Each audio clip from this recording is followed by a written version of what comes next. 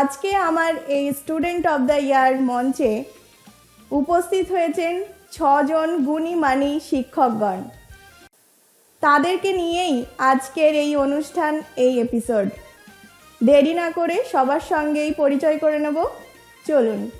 আজকে আমাদের সঙ্গে আছেন শিক্ষারত্ন মাননীয় মহাদেব পাত্র স্যার।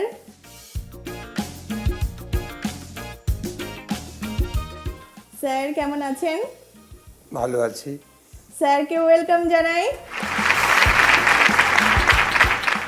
সেকেন্ড ডেস্কে আছেন এলএমএস হাই স্কুলের অবসরপ্রাপ্ত হেডমাস্টার দীপক স্যার। স্যার কেমন আছেন? ভালো আছি, আপনারা সবাই কেমন আছেন?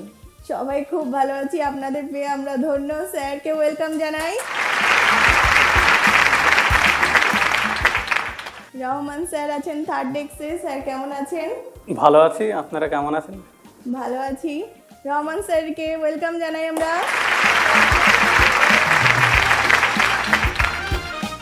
কেওসা হাই স্কুল থেকে হেডমাস্টার আছেন আমাদের সঙ্গে স্যার মোবাশ্বের স্যার। কেমন আছেন? হ্যাঁ, ভালো আছি, আশা করি আপনারা ভালো আছেন। জি, মোবাশ্বের স্যারের জন্য একটা জোরে হাততালি।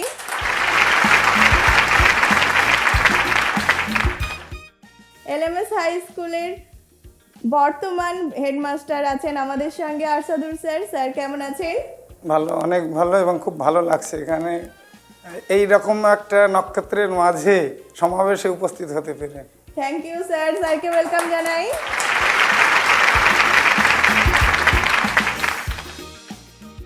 আমাদের সিক্স ডেস্কে আছেন শেখর স্যার। স্যার কেমন আছেন?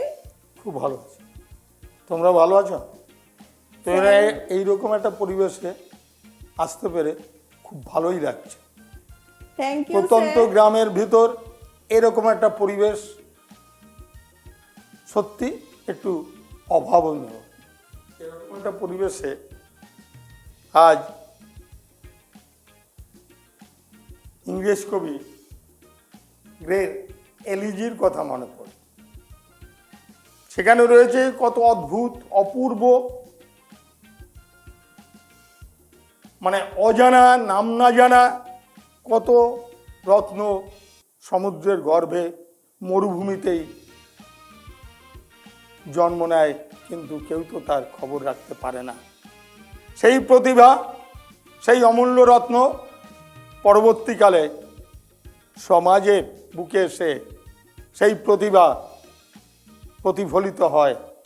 আমরা আশা করব ইউরেকা অন্তত সেই অমূল্য রত্নগুলো তুলে এনে এই পরিবেশে তাকে যাতে উপযুক্ত করে তুলতে পারে, এই প্রত্যাশা, এই আশা রেখেই আমি শেষ করি। Thank you sir. স্যারকে ওয়েলকাম জানাই।